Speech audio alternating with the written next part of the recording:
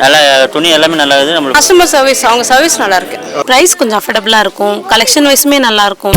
Stores, Usman road, D நகர், சென்னை மற்றும் தூத்துக்குடி. இந்த கூட்டத்துடைய நோக்கம் நாம் நிதியை கேட்கவில்லை, மெட்ரோவிற்கான நிதியை கேட்கவில்லை. அவன் நிதி கொடுக்கவில்லை என்றாலும் இந்த திட்டம் செயல்பாட்டுக்கு வரும். எப்படி என்றால், சென்னை 2ஆம் கட்ட மெட்ரோ திட்டத்திற்கு இந்த மோடி அரசு நிதி கொடுக்கவில்லை. 1 ரூபாய் 2 ரூபாய் இல்ல. கோயம்புத்தூருக்கு வெறும் 6000 கோடி தானே. ஆனால் 2வது திட்டமாக சென்னையில் செயல்படுத்தப்பட்ட பூந்தமல்லியிலிருந்து சென்னை சென்ட்ரல் வரை ஏற்றப்பட்ட திட்டத்திற்கு 60,000 கோடி ரூபாய். அதை தன் சொந்த காசில் போட்டு முடித்து காட்டியவர் எங்கள் தமிழ்நாட்டுடைய முதலமைச்சர் முத்துவேல் கருணாநிதி ஸ்டாலின் அவர்கள். அப்ப ஏன் அவன்கிட்ட ஓரியாடுறோம்? எதுக்கு ஓரியாடுறோம்னா, இந்த மாநில அரசுக்கும் மத்திய அரசுக்கும் 2 பிரிவு இருக்கு. பஸ் வர்றதுக்கு மோடிட்ட கேட்க வேண்டிய அவசியம் இல்ல, ரோடு வர்றதுக்கு மோடிட்ட கேட்க வேண்டிய அவசியம் இல்ல, போலீஸ்காரருக்கு சம்பளம் கொடுக்கறதுக்கு மோடிட்ட கேட்க வேண்டிய அவசியம் இல்ல. ஆனால் விமான நிலையத்தை விரிவாக்க வேண்டும் என்றால் ஒன்றிய அரசு கேட்க வேண்டும். ரயில்வே விட வேண்டும் என்றால் ஒன்றிய அரசு கேட்க வேண்டும். அப்படித்தான் கோயம்புத்தூர் என்கிற வளர்கிற இந்த நகரத்திற்கு உக்கடத்திலிருந்து மலுமிச்சம்பட்டிக்கும், உக்கடத்திலிருந்து நீலாம்பூருக்கும், உக்கடத்திலிருந்து சரவணம்பட்டிக்கும், உக்கடத்திலிருந்து மேட்டுப்பாளையம் சாலைக்கும் எங்களுக்கு திட்டம் வேண்டும் என்று நாம் கேட்டோம். அவர்களும் சரி என்று ஒத்துக்கொண்டார்கள். இதை விட வெக்கங்கட்ட மானங்கட்ட கேடு என்னவென்றால், பின்னால் அமர்ந்திருக்கிற சட்டமன்ற உறுப்பினர் பெரும் மரியாதைக்குரிய வானதி சீனிவாசன் போன தேர்தல்ல வீடு வீடா போய் அம்மா அம்மா இங்க பாருங்கம்மா, தேர்தல் அறிக்கையில கோயம்புத்தூருக்கு மெட்ரோ கொண்டு வந்த மோடிக்கு ஓட்டு போடுங்கம்மா, வீடு வீடா பிரச்சாரம் பண்ணாங்களா இல்லையா? போன தேர்தல்ல பெரும் மரியாதைக்குரிய அண்ணாமலை எக்ஸ் ஆபீசர் பாராமரித்தல் என்ன சொன்னாரு? இதே அரசுர விதியில மோடியை ஏத்தி வச்சுக்கிட்டு இதோ கோயம்புத்தூருக்கு மெட்ரோ கொண்டு வந்த ஐயா மோடிக்கு ஓட்டு போடுங்கன்னு கேட்டியா இல்லையா? அப்போ உனக்கு வெக்கம், மானம், சூடு, சொர்ணை இருந்தா என்ன பண்ணிருக்கணும்? திட்டத்துக்கு ஒப்புதல் கொடுத்திருக்கணும். பாராமரித்த உறுப்பினர் பேசும்போது சொன்னார் அல்லவா, நம்மை விட குறைவான மக்கள் தொகை கொண்ட சூரத், நம்மை விட குறைவான மக்கள் தொகை கொண்ட ஆக்ரா, நம்மை விட குறைவான மக்கள் தொகை கொண்ட பாட்னா, நம்மை விட குறைவான மக்கள் தொகை கொண்ட எத்தனையோ நகரங்களுக்கு கொடுத்துட்ட. ஆனா எனக்கு என்ன அளவீடு வைக்கிற? நீ என்ன 20 லட்சம் தாண்டலைங்கிற. எல்லாத்துக்கும் ஆதார் கேட்ட, டாய்லெட் போறதுக்கு ஆதார் கேட்ட, தாலி வாங்குறதுக்கு ஆதார் கேட்ட, பொட்டு வைக்கிறதுக்கு ஆதாரம் கேட்ட, சீலை வாங்குறதுக்கு ஆதாரம் கேட்டல. டிஜிட்டல் இந்தியா தானே? டிஜிட்டல் இந்தியால இன்றைய மதிப்பு கோவை மாநகராட்சியுடைய மக்கள் தொகை 34 லட்சம். இதை வெளியிட்டது இந்தியாவுடைய புள்ளி விவரத்துறை அமைச்சர். உன்னுடைய புள்ளி விவரத்தை நம்பு, இல்ல எங்க புள்ளி விவரத்தை நம்பு. நாங்க கேட்பது எங்கள் மக்கள் தொகை. இது கோவைக்கு மட்டும் பயன்பட போறது இல்ல. பொள்ளாச்சியிலிருந்து கோயம்புத்தூர் வருவாங்க, ஈரோட்டில இருந்து கோயம்புத்தூர் வருவாங்க, திருப்பூர் இருந்து கோயம்புத்தூர் வருவாங்க. தமிழ்நாட்டில் 2வது தலைநகராக உயர்ந்திருக்கிற எங்க காஞ்சிமா நதி பெற்றெடுத்த எங்கள் நொய்யலுடைய தாயிடமா இருக்கக்கூடிய இந்த கோயம்புத்தூருக்கு அடுத்த கட்ட வளர்ச்சிக்கு இந்த மெட்ரோ தேவைப்படுது. அதனாலதான் நிதி அப்புறம் கொடுக்கலாம், நிதி அப்புறம் கொடு, நிதி நீ கொடுக்காட்டாலும் எங்கள் முதலமைச்சர் அதை நடைமுறைப்படுத்துவார். இந்த மக்கள் அள்ளி கொடுப்பார்கள், கிள்ளி கொடுக்க மாட்டார்கள், நடைமுறைப்படுத்துவார். முதலில் பிரின்சிபல் அப்ரூவல்ங்கிற திட்டத்துக்கு ஒப்புதல் கொடுக்கிறான். நேற்று வந்தவர் பேசியிருக்காரு, நான் எனக்கு தமிழ் படிக்காத வருத்தமா இருக்கு. நீங்க தமிழ் படிச்சிருந்தீங்கன்னா, மாண்புமிகு பிரதம அமைச்சர்களே, நீங்க தமிழ் படிச்சிருந்தீங்கன்னா வெக்கம், மானம், சூடு, சொரணை, கோபம் இதெல்லாம் வந்திருக்கும், அறமும் வந்திருக்கும். ஏன்னா எங்க தமிழ் எங்களுக்கு கற்றுக் கொடுக்கிறது உயிரே போனாலும் மானம் பெருசுடான்னு எங்களுக்கு கத்துக் கொடுக்குது. ஏன்டா அடுத்த நாள் கோயம்புத்தூருக்கு போறோம், ஊருக்காரங்க கழுவி ஊத்துவாங்க, திட்டுவாங்க. இப்ப ஒப்புதல் கொடுத்துட்டோம்னா உங்களுக்கு வெக்கமான சூடு வந்திருக்கு. நீங்கள் தமிழ் படிக்கவில்லை, அதனால்தான் சூதும் வன்மமும் உங்களுக்கு வந்திருக்கிறது. எங்கள் தமிழ் இறைவனே படைத்தால் என்றாலும் அவை பாட்டி கேள்வி கேட்ட தமிழ்.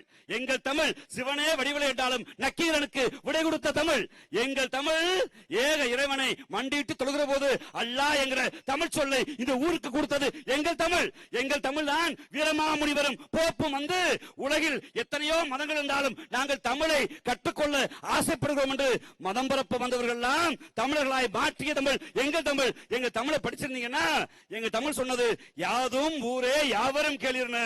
உங்களை மாதிரி பாட்னாக்காரனுக்கு 2 கண்ணு 2 கை, தமிழ்நாட்டுக்காரனுக்கு ஒண்ணு இல்லைன்னு வன்மமும் சூது வந்திருக்காது. Mister lawful rowdy Narendra Modi அவர்களே, உங்களுக்கு வந்திருக்காது. கோவை மற்றும் மதுரை மெட்ரோ ரயில் திட்டங்களுக்கு மத்திய அரசு அனுமதியை நிராகரித்திருக்கிறது. வேண்டுமென்றே தமிழகத்தை மத்திய அரசு வஞ்சிக்கிறது, பிரதமர் மோடி அவர்கள் தமிழர்களுக்கு எதிராக இருக்கிறார் என்கின்ற ஒரு பொய் பிரச்சாரத்தை செய்து கொண்டிருக்கிறார்கள். கடந்த 14ஆம் தேதி மத்திய அரசு மாநில அரசுக்கு ஒரு அறிக்கையை அனுப்பியிருக்கிறார்கள். அதுல ரொம்ப வசதியா திராவிட முன்னேற்ற கழகம் எப்பவுமே அறகுற செய்தியை, அது பொய் செய்தியை மக்களிடம் ஒரு பரபரப்பை உருவாக்குவதற்காக செய்வதில் தேர்ந்தவர்கள் என்பதில் எந்த சந்தேகமும் கிடையாது. அரசாங்கத்தை எப்படி அறகுறையா நடத்துறாங்களோ அதே மாதிரி டெல்லியிலிருந்து வந்த அறிக்கையை கூட அரைகுறையாக எடுத்துக்கொண்டு வேண்டுமென்றே பிரதமர் மோடி அவர்களுக்கு களங்கம் கற்பிக்கின்ற விதத்திலே பொய் பிரச்சாரத்தை மேற்கொண்டிருக்கிறார்கள். ஒரு மெட்ரோ ரயில் ஒரு நகரத்திற்கு வர வேண்டும் என்றால் 2017 பாலிசியின்படி சில வரையறைகள் உண்டு. இப்போ உதாரணத்துக்கு கல்லூரியில மனு போடுறோம் அப்படின்னா +2ல பாஸ் பண்ண சர்டிபிகேட்டை வைக்கணும். இதெல்லாம் அடிப்படையில் இருக்கக்கூடிய விஷயம். இல்ல ஒரு குறிப்பிட்ட கோர்ஸுக்கு அப்ளை பண்ணணும்னா 60% இருக்கணும் அப்படிங்கிற ஒரு வரையறை இருக்கு அப்படின்னா அந்த 60% மார்க் வாங்கினவங்க அதுக்கு மேல இருக்கிறவங்க தான் அப்ளை பண்ண முடியும். நான் 55% தான் வாங்கியிருக்கேன், ஆனா அந்த காலேஜ்ல எனக்கு சீட் கொடுக்கணும்னு நான் அப்ளிகேஷன் போடுவேன். அந்த அப்ளிகேஷன் ரிஜெக்ட் ஆயிடுச்சுன்னு சொன்னா, ஐயோ அந்த பிரின்சிபால் பாருங்க எனக்கு எதிராக இருக்காரு, என் குழந்தை படிக்க கூடாதா, நான் படிச்சா தப்பா, அப்படிங்கிற மாதிரி ஒரு பொய் பிரச்சாரம் தான் இப்ப மெட்ரோ விஷயத்துல நடக்குது. 2017 மெட்ரோ பாலிசி மிக தெளிவாக எத்தனை பாப்புலேஷன் இருக்கணும் அப்படிங்கிறத குறிப்பிட்டிருக்காங்க. அந்த டிபிஆர் ரெடி பண்ணும் போதே அப்ளிகேஷனை மைண்டோட அப்ளிகேஷன் இல்லாம நான் அப்ளிகேஷன் ஆஃப் மைண்ட்ல டிபிஆரை கொடுத்துருக்காங்க தமிழ்நாடு கவர்மெண்ட். 20 லட்சம் உங்களோட பாப்புலேஷன் அப்படின்னு சொன்னா 2011 சென்சஸ் படி நாங்க எடுத்து போட்டிருக்கோம்னா நீங்க அதுக்கான ஏரியா எத்தனை இருக்கணும், அந்த ஏரியாவில் இந்த மெட்ரோ ரயில் பயன்பாட்டு எவ்வளவு இருக்கணும் அப்படிங்கிற தெளிவான விளக்கத்தை கொடுத்திருக்க வேண்டும். எதுவுமே இல்லாம நீங்க நாங்க பாப்புலேஷன் 2011 குறிப்பிட்டுருவோம், அதுக்கு பின்னால லோக்கல் பிளானிங் ஏரியாவில் இத்தனை லட்சம் பேர் இருக்காங்கன்னா, இல்ல கோயம்புத்தூரை சுத்தி இருக்கிற ஏரியாவெல்லாம் சேர்த்து நாங்க 1531 ஸ்கொயர் கிலோமீட்டர்ல இதுல பலன் பெறணும், அதனால இந்த ஏரியா இருக்கு, அதனால நாங்க அந்த பாப்புலேஷன் எங்க கணக்குல எடுத்துக்கோங்க அப்படின்னு சொன்னா கூட மெட்ரோ ரயில் வரக்கூடிய ஏரியா அப்படிங்கிறது 257 ஸ்கொயர் கிலோமீட்டர்.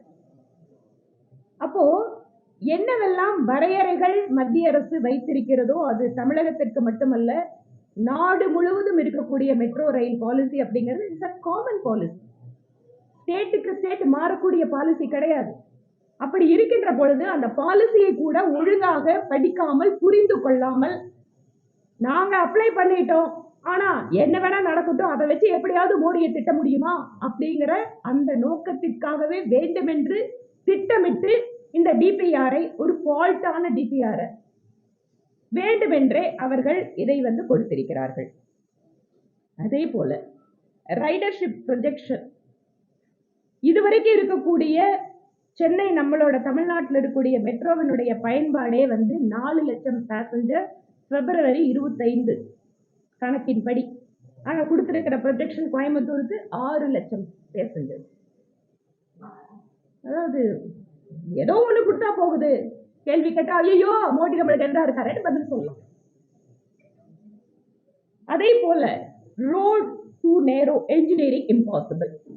22 மீட்டர் வித் இருக்கக்கூடிய இடங்கள் அடிப்படையா தேவைப்படுது அப்படின்னு சொன்னா 7 to 12 மீட்டர் வைடுல இருக்கக்கூடிய இடங்கள் அப்படின்னு அதுல தெளிவாக 2வது பக்கத்துல கடைசி பக்கத்தை மட்டும் எடுத்து போட்டுட்டு 2 நாளா ஐயோன்னு அலறி எப்படியாவது பிஜேபி கவர்மெண்ட்டுக்கு கெட்ட பேரை கொடுக்கணும், அது மட்டும் தான் நோக்கம். 2வது பக்கத்துல தெளிவாக மெட்ரோ அலைன்மெண்ட், அதுல உக்கடம் டு கோயம்புத்தூர் ஜங்ஷன்ல Nawab Hakeem road 10 to 12 meter road width தான் இருக்கு.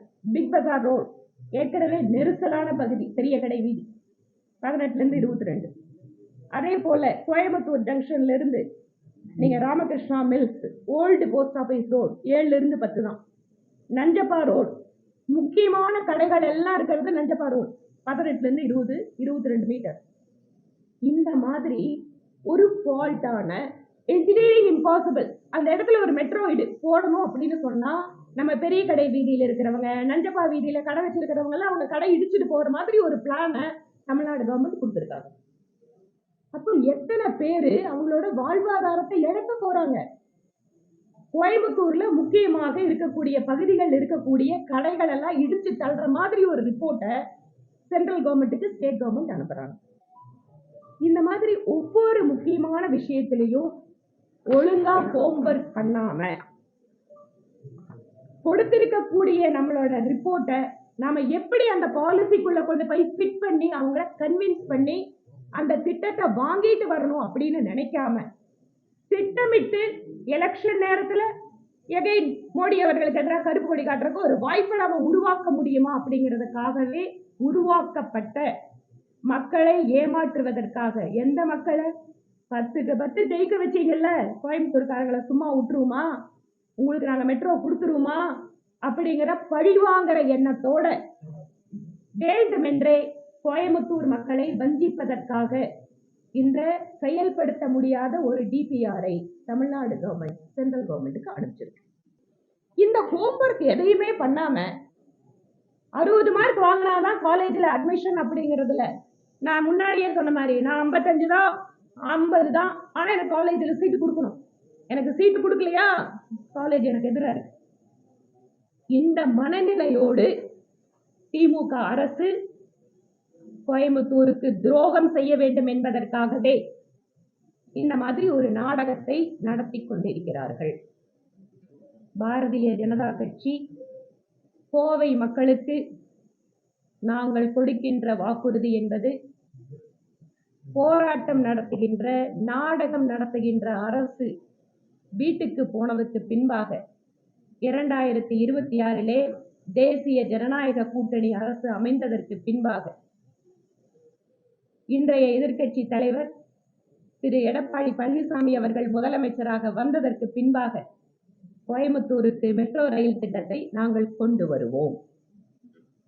10க்கு 10 கொடுத்த கோவை மக்களுக்கு நாங்கள் மிக சரியான திட்டமிட்டு என்னென்னவெல்லாம் மெட்ரோ ரயில் பாலிசிக்கு ரிக்குவயர்மெண்ட் இருக்கோ, எப்படி அந்த திட்டத்திற்குள்ளாக கோயம்புத்தூருக்கு அந்த திட்ட வரையறைகளுக்கு உட்பட்டு அந்த திட்டத்தை மாற்றி அமைத்து அதை பெற்று வர வேண்டுமோ அதை நிச்சயமாக நாங்கள் செய்வோம் என கோவை மக்களுக்கு நாங்கள் உறுதியளிக்கிறோம்.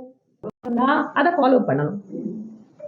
அவங்க அங்க கிட்ட என்ன குறை இருக்கு, ஒரு ஃபைலை கொண்டு போய் கொடுக்குறீங்க அப்படின்னு சொன்னா normally any state government official நம்ம பார்ப்போம் அவங்களோட செக்ரட்டரியோட அண்டர் செக்ரட்டரியோட என்ன டாக்குமெண்ட் அதில் டெஃபிஷியன்சி இருக்கு, இல்லை வேற என்ன உங்களுக்கு வேணும் தாராளமாக கேட்கலாம். ஏன் கடந்த பட்ஜெட் கூட்டத்தொடரின் போது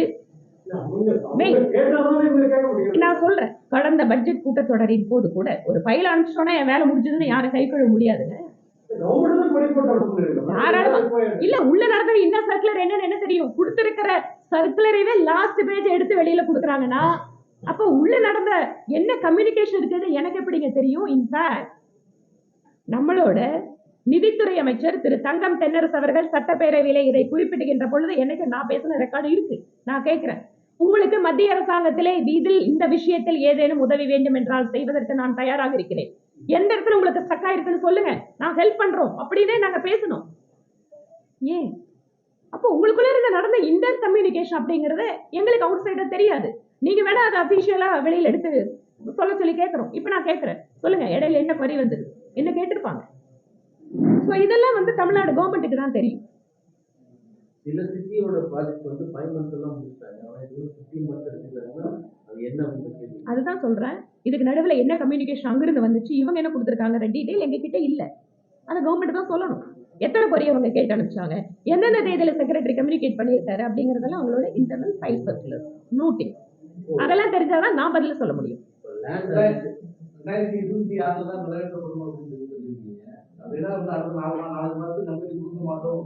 அனுமதி கொடுக்க மாட்டோம் இல்லைங்க. இன்னைக்கு தேதியில அந்த சர்க்குலர் மிக தெளிவா சொல்லுது. உங்களோட பாப்புலேஷனுக்கு உங்களோட பதில் என்ன, ரோடு வித்துக்கு உங்களோட பதில் என்ன, என்ஜினியரிங் இம்பாசிபிள் டெக்னிக்கலா இந்த பிரச்சனைக்கு உங்களோட சொல்யூஷன் என்ன.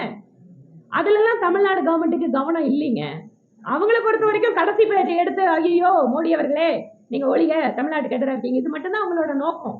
4 மாசத்துல அவங்க வந்து வாங்கணும்னு சொன்னா இந்நேரம் வந்து இந்த மாதிரி இருக்கிற சிக்கல் ரொம்ப தெளிவா சொல்றாங்க பாப்புலேஷன் இவ்வளவு இருக்கணும்னு. நீங்க 2011 இவ்வளவுதான் சொல்லிட்டு இந்த ஏரியாவை குறிப்பிடும் போது அவங்க கேட்கறது ரொம்ப சிம்பிள் கொஸ்டின். உங்க மெட்ரோ போறது இந்த ஏரியா, நீங்க எப்படி இங்கிருந்து இன்னொரு 100 கிலோமீட்டர் தள்ளி இருக்கிற பாப்புலேஷனை சேர்த்துக்குவீங்க? It is a question for all. எந்த சிட்டிக்கு மெட்ரோ கேட்டாலும் இதுதான் காமன் கொஸ்டின். அதனால இதை சாட்டிஸ்ஃபை பண்ணணும். இல்ல கோயம்புத்தூருக்கு என்ன பெருமை இருக்கு? இங்க வந்து ஒரு முக்கியமான வேகமாக வளர்ந்து வரக்கூடிய நகரம். தென்னிந்தியாவிலேயே நம்பர் 1 இடத்துல 2 tier சிட்டில நாம இருக்கோம். இங்க எவ்வளவு வியாபாரம் நடந்துட்டு இருக்கு சொல்றாங்க. எங்க இருக்கிற பணத்தை எடுத்து வடக்கு இருக்கிற ஸ்டேட்டுக்கு கொடுக்குறாங்க. தமிழ்நாட்டோட மக்கள் உறிஞ்சுறாங்க, பணத்தை வந்து உறிஞ்சி எடுத்து கொடுக்குறாங்க. நான் கேட்கறேங்க, கோயம்புத்தூர், திருப்பூர், ஈரோடு, கொங்கு மண்டலம் தமிழ்நாட்டுக்கு கவர்மெண்ட் கொடுக்குற ரெவென்யூ என்ன? இன்னைக்கு இங்க வந்து 200 கோடி ரூபாயை 4 வருஷமா ரோடு போடுற கொடுக்குறீங்களே, நாங்க கொடுக்குற கோயம்புத்தூர்காரங்க கொடுக்குற வரி பணத்தை ஒழுங்கா நீங்க திருப்பி கொடுக்குறீங்களா? எங்களுக்கு தமிழ்நாடு கவர்மெண்ட் எங்களோட கோயம்புத்தூர் வரி பணத்துக்கு எங்களுக்கு ஒழுங்கா ரோடு போட்டு கொடுக்குறாங்களா? ரோடு கூட கிடையாதுங்க கோயம்புத்தூர்காரங்களுக்கு. அதிகமா வரி செலுத்துற மாவட்டம் இது. இப்படிதான் பேசுவீங்களா? அப்படி கூட கேட்க வேணாம், சாதாரணமா கேளுங்க, பரவாயில்ல. அதே போல இங்க கன்சிடர் பண்ணாம நீங்க வந்து இங்க பாப்புலேஷன் ஓட்டர்ஸே 14 லட்சம் பேர் இருக்காங்க. அது பண்ண வேண்டியது அவங்க. அது ஒருவேளை தவறு தப்பு இருந்தாலும் அதை இன்ட்ரெஸ்ட் பண்ணி சிஸ்டம் அந்த ஸ்கீமை கொண்டுட்டு வரணும்ல, அதை செய்யாம நீங்க திருப்பி மட்டும் காலையில ஆமா இன்னைக்கு காலையில எல்லாம் முக்கியமான ஆளுங்களை பேசுனாங்கல்ல, அவங்க கிட்ட போய் கேளுங்க, இதையெல்லாம் ரெக்டிஃபை பண்ணி கொடுக்க சொல்லுங்க. நாங்க உடனே பெர்மிஷன் கொடுக்க சொல்றோம். ஒழுங்கா ஃபார்மை ஃபில்அப் பண்ண சொல்லுங்க. குழந்தைக்கு ஸ்கூலுக்கு அப்ளிகேஷன் கொண்டு போறீங்கல்ல, ஃபார்மை ஒழுங்கா ஃபில்அப் பண்ணுனா பண்ண மாட்டோம். நீ கொடுனா திருப்பியும் சொல்றேங்க.